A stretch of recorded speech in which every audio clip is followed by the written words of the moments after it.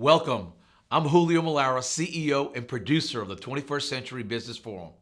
Clay has a great interview today and a first from the streets of New York City with all the sounds of Manhattan. You know we like to keep it real and authentic here at the Business Forum. We've even dropped in a few subtitles to make sure you didn't miss a word from our special guests. So let's get started. Here's Clay Young.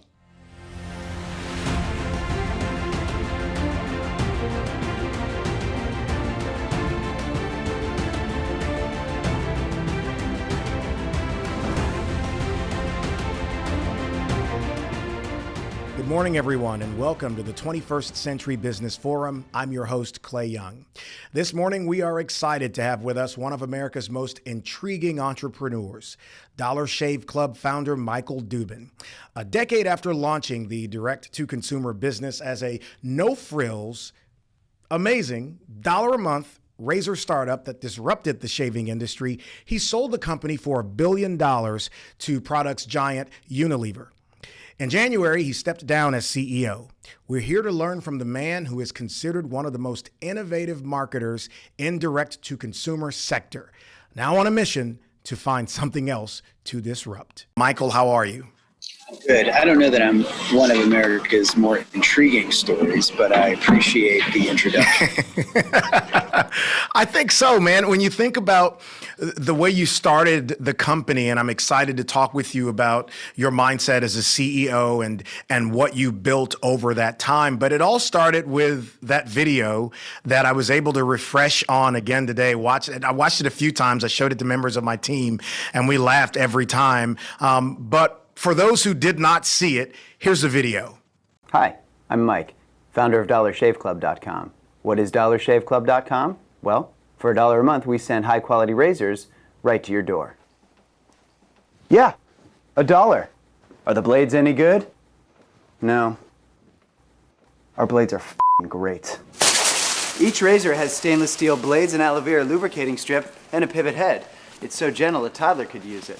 And do you like spending $20 a month on brand name razors? 19 go to Roger Federer.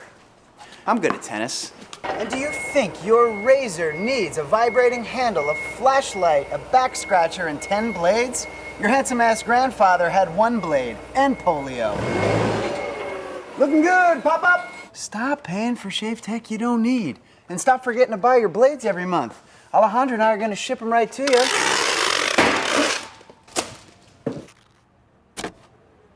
We're not just selling razors, we're also making new jobs. Alejandro, what were you doing last month? Not working. What are you doing now? Working. I'm no Vanderbilt, but this train makes hay.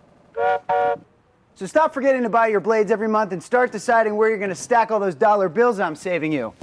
We are DollarShaveClub.com, and the party is on. I know karate, I know jiu-jitsu, I drive like a gangster when I'm coming to see you, see you.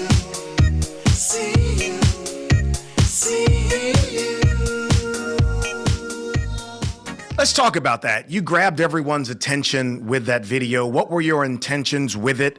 What went into it? Thought process, all of that.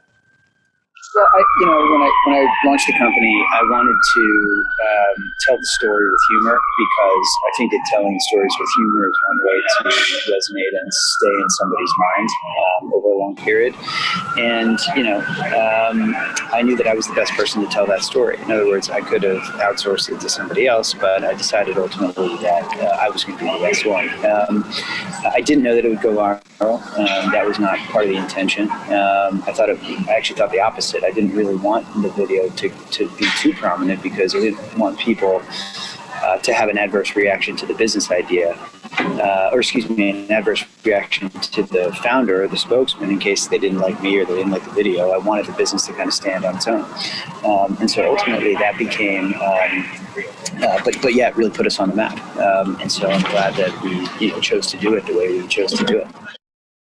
Well, I love it. Where's Alejandra? Is she still around? All right, I'm just switching positions. No, here, so no I'm worries. sitting directly into this. There you go. Alejandra worked in our first fulfillment center, which was not owned by us. Okay. But yes, she's still around. We're still Facebook friends, and she's doing very well. How did you go about identifying the products that you wanted to offer? You mean razors themselves? Yeah. Well, and just and the way you went about doing it, because the impetus behind this is really something, as a guy with a beard, that guys do talk about: the cost of buying razors and the product and everything you have, especially if you have to be in a suit, as most people, are. You want to look the part. So you had that niche market. Tell me about that targeting and what went behind the product you chose. Well, we Well, I guess the first thing is you've observed the problem in the industry. The problem is that razors are overpriced and that they're always locked behind the case. And at the time of Dollar Shave Club's founding, there weren't a lot of people. I mean, you could buy razors online.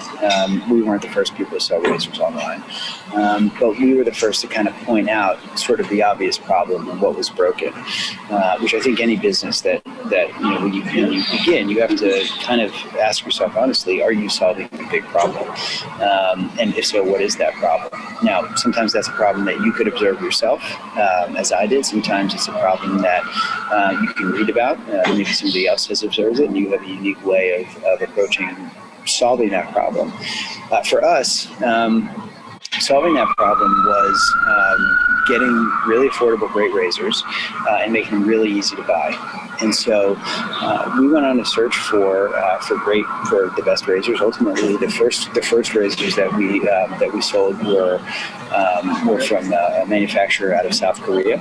We tried those razors. We tried razors from India, from China, a lot of different places, from the United States too.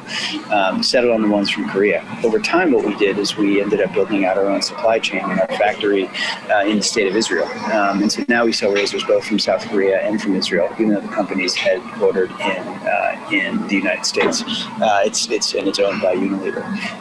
So ultimately, how we decided on the products was trial and error and testing, and making sure that they did what we hoped they would do, which is a great shave at an affordable price. It's interesting in business. I had mentors who would tell me and you've heard this before, you need to be a meaningful, specific, and not a wandering generality. And obviously you were very specific to what your company offered your client base. If you would, talk with me about the value of remembering who you are and staying the course. When you say remembering who you are, do you mean? Well, I mean, what your company is focused on, who your audience is, how to engage them and stay with that. Yeah. Sorry, my computer's overheating here in the sunshine, so let me just back this up like that. Yeah, so when you start a brand, you want to make sure that you are staying true to your brand.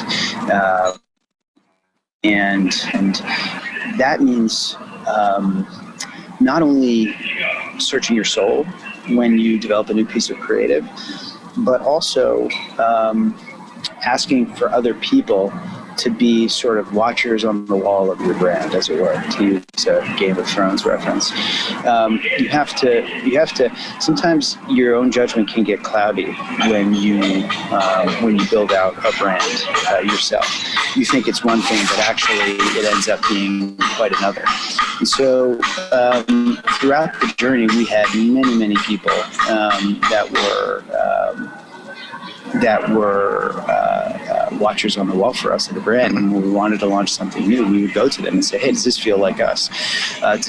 Or are we starting to, as sometimes happens, starting to sound like some of the other brands?" Because that can kind of creep into your psyche subconsciously. So that's something that as a brand, no matter how big or small, you kind of have to watch out for. You see other people doing really interesting things, and you want to borrow from that. Mm-hmm.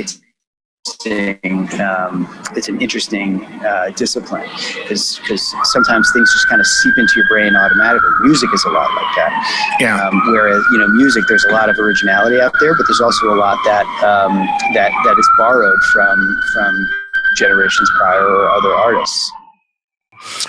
If someone were to ask you, what is the Michael Dubin leadership style? What would you say? What is it? I would say, first and foremost, it's to be human. It's important to relate to the folks you work with on a human level. They can't always see you as the boss or the leader. They have to see you as a human just like them. So that's compassion, that's empathy. The other thing is, most of the time folks have come to work for you because they believe in your mission, they believe in what you are trying to do, and whether it's a small business or a big business.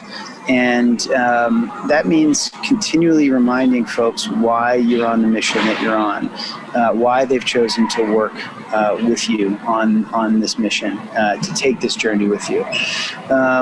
And I guess the other piece is to make sure that it's a mutually beneficial relationship. Most folks don't want to come to work for you because they'll get a paycheck.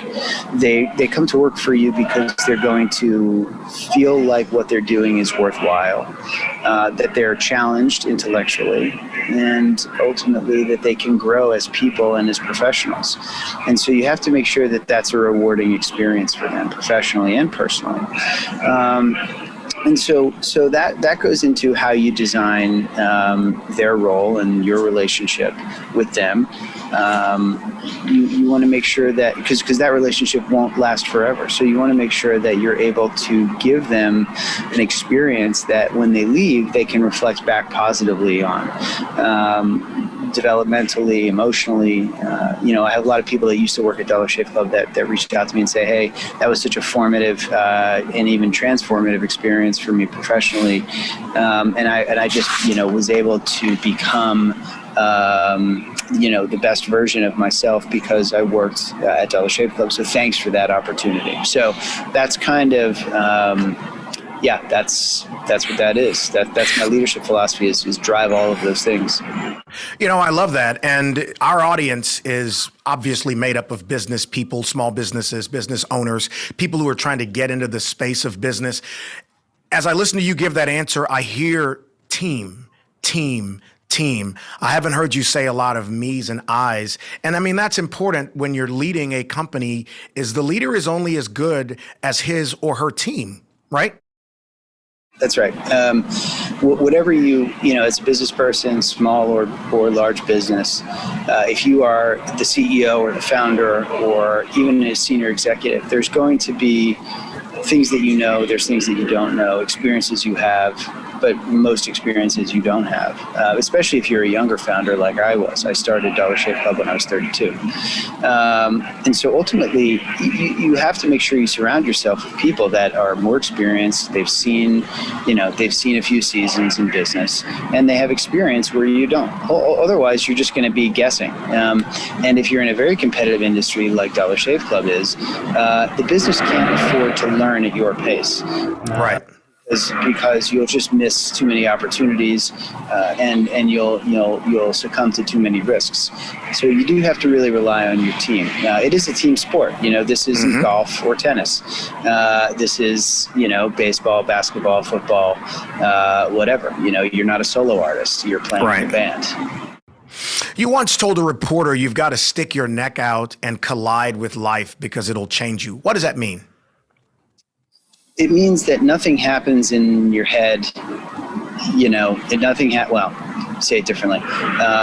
You're not going to figure your life out. You're not going to figure your business out. You're not going to grow just by sitting in a room by yourself thinking the big thoughts. You got to get out there and just go collide with life. So whatever that just means, get out there, meet people, go to conferences, travel the world, travel the country, expose yourselves to people outside your bubble, and let that change you. Because it will, and you'll come away with new perspectives, new ways of thinking. I myself am the most inspired when I'm on the road. I love being home. I love the comforts of home. I can certainly find comfort in routine, but it's when I'm out there, colliding with life, trying new foods, new restaurants, meeting new people, that I'm really kind of inspired the most. And so I kind of, it's something that I say a lot is you just got to get out there and go collide with life a little bit, try things you never would try before, see how that makes you feel. Otherwise, what's the point? Well, I said in the open, I called you an intriguing businessman. It's because at the time you started Dollar Shave, the direct-to-consumer market was so much more different than it is right now. And there's some trailblazing in a way that goes with being at the first part of something. If you fast forward to now, I've seen some comments you've made about direct to consumer now. Talk me through the way you see that landscape now if someone is wanting to get into it. The direct to consumer space or the Yes. razor and shave? Direct to consumer. Yeah. Direct to, when I started Dollar Shave Club in 2011, there were plenty of e-commerce companies that had come before us. But it was a little bit of a heavier lift to get the business going, to get the website built, to get the infrastructure for shipping and fulfillment, to tighten your supply chain. On the strictly talking about the digital store, the e-commerce store, your ability right now to start a direct-to-consumer channel, an e-commerce channel, takes you a fraction of the time. There, between Shopify and Wix and a lot of these other places, there are so many places that you can go and have your website and e-commerce store running in less than an hour, in some cases, versus like the weeks it would have taken back in 2011 when Dollar Shave Club launched. And so, it's gotten easier to launch a direct-to-consumer channel. And so, in some ways, it's become harder to differentiate just on what shows up electronically on the page, on the on the site, all in. So you have to think a little bit harder about how your experience is going to differentiate. And the best way to differentiate truly is, the product itself or the service itself. Because the e-commerce has become somewhat commoditized. It's table stakes. You just have to have that channel. I think what's really changed is that there's been a reverse. The pendulum has swung a little bit back more towards retail. Not all the way. But I like to think of things as being truly omnichannel now. You have to think about what is your omnichannel experience like. And by omnichannel, I mean, what's your physical, real-world presence? What's your digital presence? And how do those work together to provide the online shopper what they want and the retail shopper what they want? But if they want to cross over, how do you make that feel special and unique? But anybody that's had a great idea for a product or a service, I think you have to think about being on the channel from day one. I don't think that there, and it's not to say that there aren't great direct-to-consumer businesses that are launching now, because there are. Mm-hmm. But ultimately, the ones that are going to really scale the heights are going to be the ones that kind of figure out the on-the-channel thing quickly. Okay. Allow me to cast you in the role of professor. You're conducting a class right now, and your student population it includes people who are getting into the space of business ownership and people who are there. And Dr. Dubin is getting ready to now tell me these are the essentials you need in starting your business. You talked about team, but go deeper for me. Here are the things that you would advise your class to have if they want to be successful in business. Good question. The first thing that you have to have is a relentless curiosity.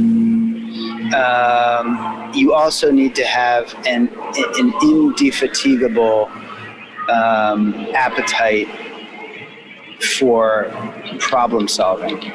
Or I shouldn't say appetite, energy for problem solving. You just always have to believe that there's a way to figure it out when you encounter an obstacle. You will encounter obstacles of all kinds. Other people, ways of thinking, existing methods. You just have to say to yourself, I'll figure it out. I will figure it out. There is a way to figure this out.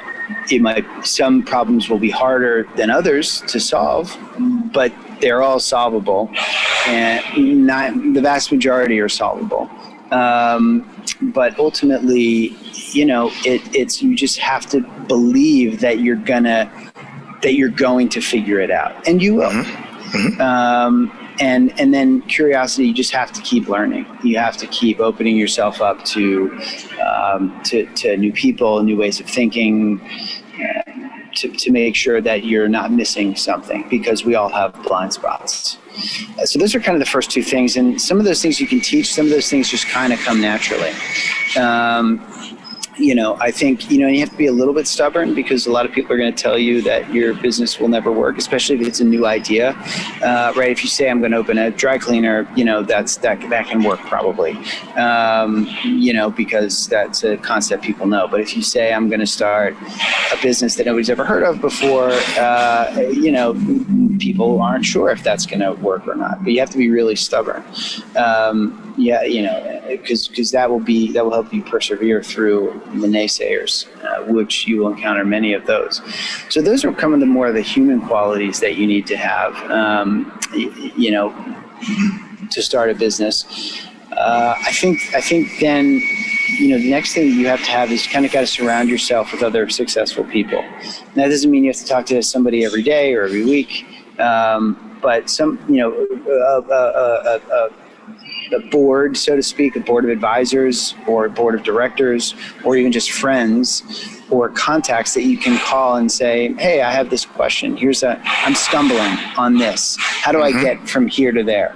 I think that's a really important thing, is to go out and find those people that have been successful. So, hopefully you have people in your neighborhood or people that maybe you went to high school or college with.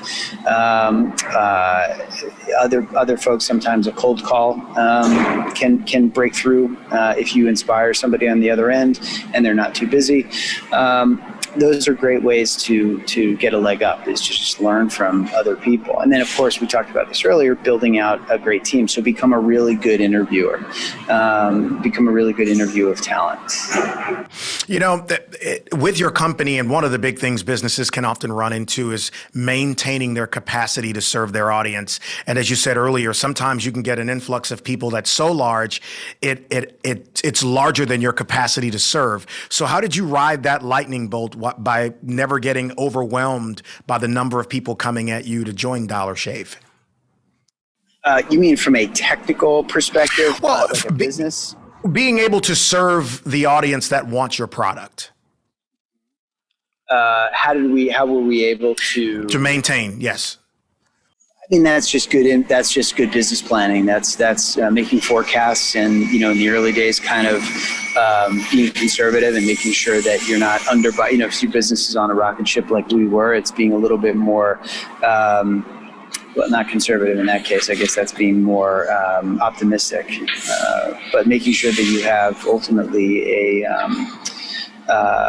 enough inventory and enough bandwidth to service the business. So that's really just kind of good business planning. That comes down to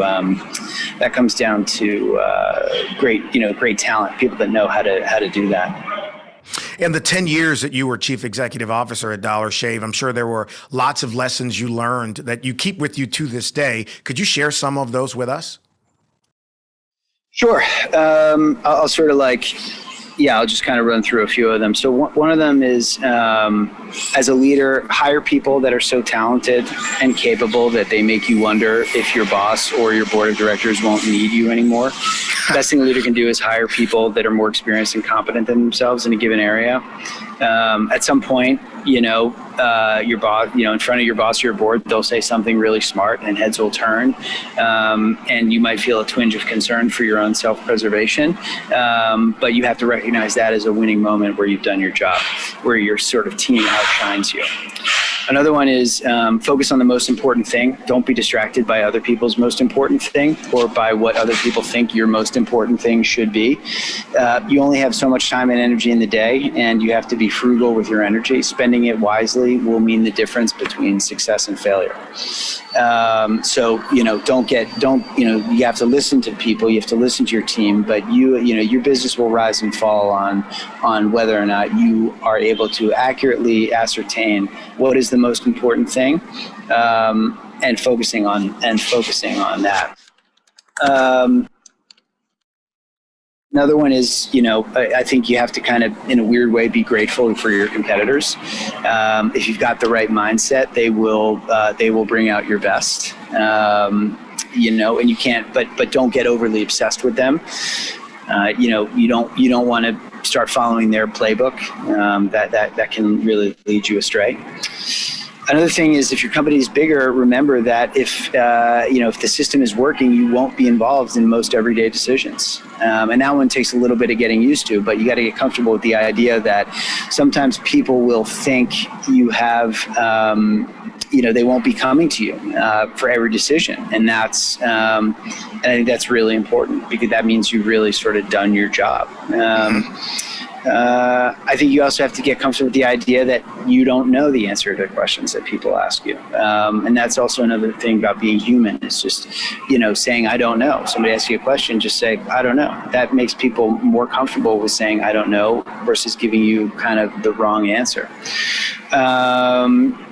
I think kind of one of the last things is, success can cloud your judgment, and fear can cloud your judgment. So go out there and seek objective advice. Those are important. And then maybe another one is, don't underestimate the underdog mentality. If you're great enough and lucky enough to become number one, keep thinking like you're number two.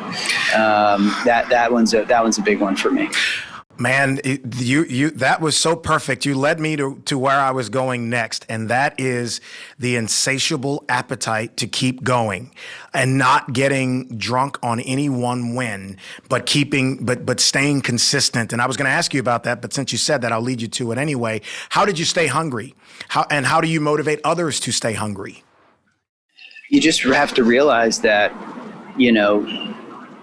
everything is always up in the air. One day you're the best in the game, the next day you're not. You just have to remember that being number one means a lot of people are gunning for you.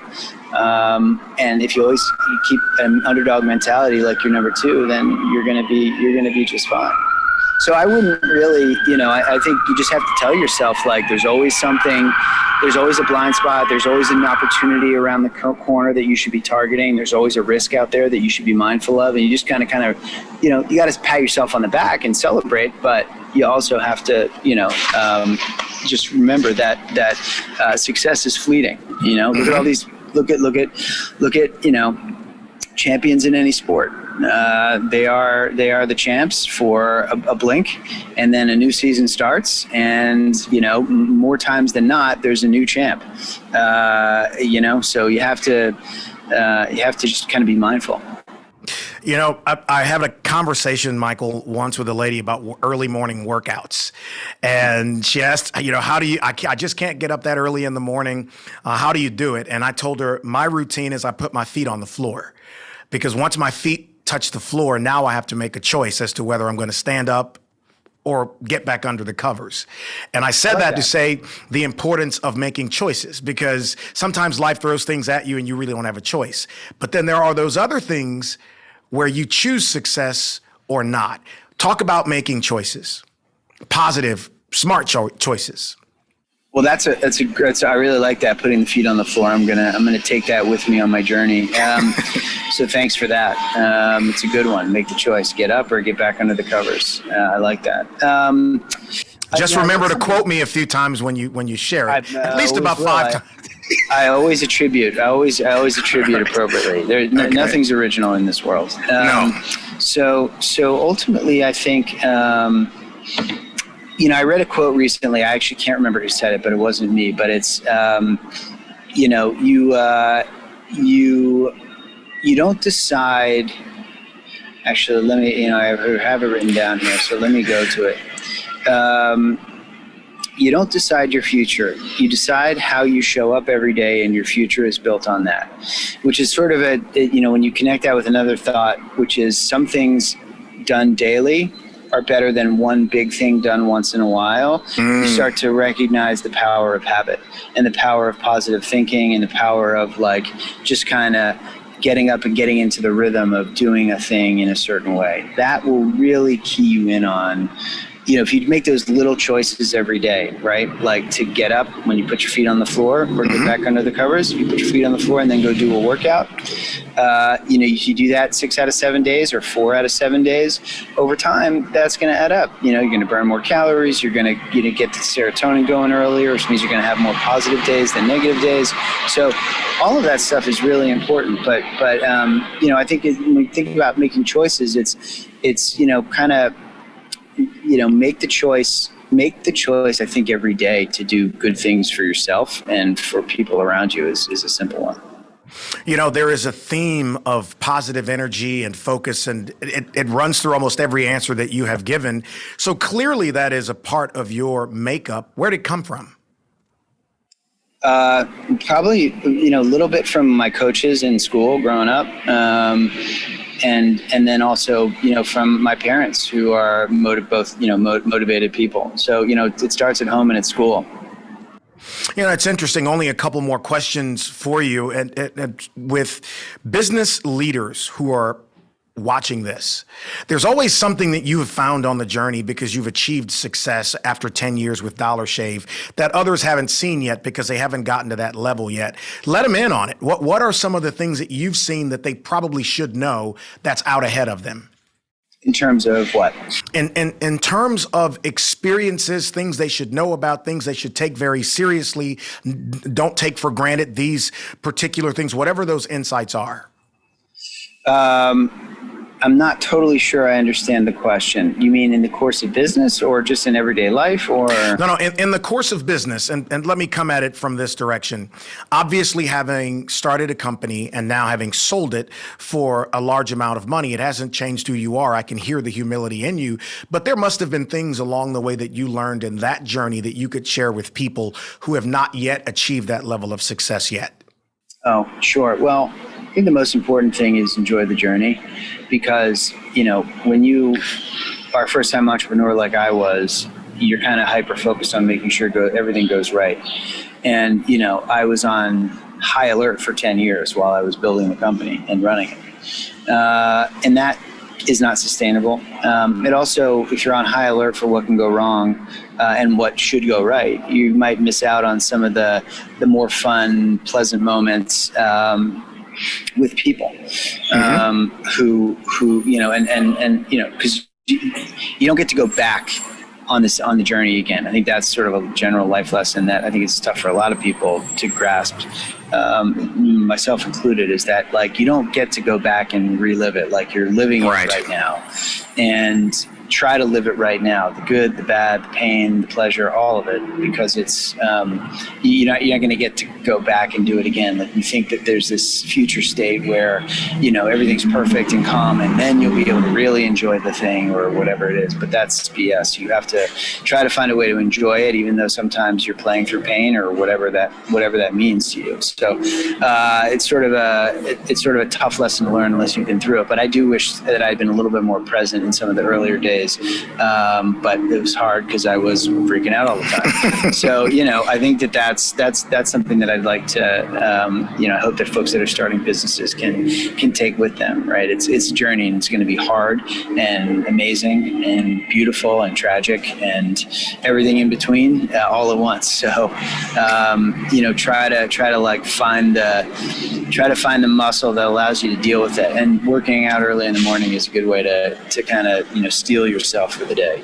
Well, listen, we appreciate the time and the insights and all the shifting around you're doing to accommodate and make this work, man. A lot of great information from you. I appreciate you taking the time to speak with us. Thank you. Thank you for having me. I wish you luck in the show, and I hope that you guys hit the prime time. And I'd like to thank all of you, the viewers, for joining me this morning, and thank our sponsors for making this episode possible. Join us next month on November 10th for our second to last episode of the season. You don't want to miss it. See you then.